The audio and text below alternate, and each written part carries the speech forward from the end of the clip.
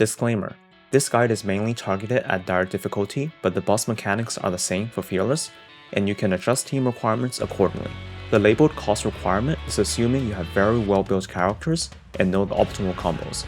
If you feel like you cannot do the perfect combos, you can add 1 or 2 more cost to make the clear much easier. The difficulty in this Stygian is mainly the boss mechanics, making team options very restrictive and each boss having strict requirements for team building. The difficulty of the 3 bosses are relatively close and mostly depends on what you have on your account. Starting with the newest boss, the Control Array. It opens a shield at the start of the battle. The shield has the same amount of HP as the boss, so 16.7 million for Dire, and has 10% Electro and Cryo res, and 135% other elemental res. Stellar Conduct damage are also more efficient at breaking the shield. Aside from brute forcing the shield, there are 2 other mechanics. The boss will summon 4 robots with 12U Hydro Shield, and for each one you break, the shield will lose 12.5% of its HP. This means you only have to brute force the remaining 50% of the shield if you can destroy all 4 robots. The 12U Hydro Shield will break instantly once you trigger a cryo reaction on them. However, these robots will be spawned in the sky, meaning most melee characters cannot hit them directly. The shield will also lose 4% of its HP whenever it takes superconduct damage, meaning if you bring something like Fish of Skirk, which can spam superconduct very fast, that is also a very efficient way of breaking the shield. You have 40 seconds to break the shield. Once the shield is broken, the boss will receive some damage and become vulnerable with minus 40% elemental res for 13 seconds, and after around another 30 seconds, it will reopen its shield. The easiest way to deal with the shield is use a Electro or Cryo DPS and brute force the shield as it only has 10% Electro and Cryo res. It is usually worth it to bring another unit just to proc superconduct reaction, such as Skirk bringing Fischl or Flynn's bringing Lila, as every reaction will do 4% of the shield HP. The floating robots can be hit with some cryo abilities, like shown here, but they are subject to change. Do note that you have to hit it with another element after freezing them to trigger a reaction and break the shield. There might be more tech discovered once the Stygian release, such as grouping the robots or breaking them using Dendro, but it is hard to tell right now. If you are not playing a Electro or Cryo DPS, it is very hard to brute force the shield with 135% resistance, so most teams have to bring a Cryo and Electro unit to break the 4 robots, then spam superconduct reaction to break the shield that way. Here are the team recommendations. I've limited the recommendations to non-C6 5-stars. The easiest clear is with Sandrone, as she can easily destroy the floating robots and the shield, and there was a confirmed C0R0 with C0 Yai Dire clear on Bilibili from a CC server, but is now taken down. If you don't have Yai, you can switch to 4-star teammates but might need Sandrone's R1. The other good options are Electro or Cryo DPS like Skirk, Flynn's, and Farissa, but they will likely need C2 in order to clear Dire.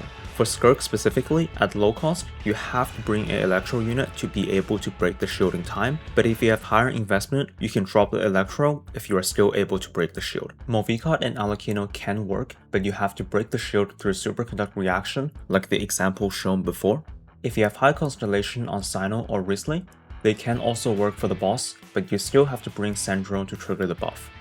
Now onto the second boss, Secret Source Automaton. It has been in the Spiral Abyss before, but the Stygian mechanics are a bit different. The HP difference between Fearless and Dire is also almost 3 times compared to the usual 2 times. At the start of the battle, it will gain a shield equal to 200% of its HP and 110 resistance. Basically, the shield is not breakable and you have to go through the Night Soul mechanics for it to lose the shield and res. To do that, you have to fill up the Night Soul bar of the boss. The bar builds up very slowly naturally, but speeds up based on Night Soul consumption in your team, and this includes off-field teammates. Once the bar is full, the boss will refund some damage dealt to the shield, and lose its res, and summon 2 pillars, and the rest of the fight is the same as the Abyss or Overworld version. You have to climb the pillar and destroy the stone up top, then it will take 15% self-damage and have minus 30% res for 15 seconds.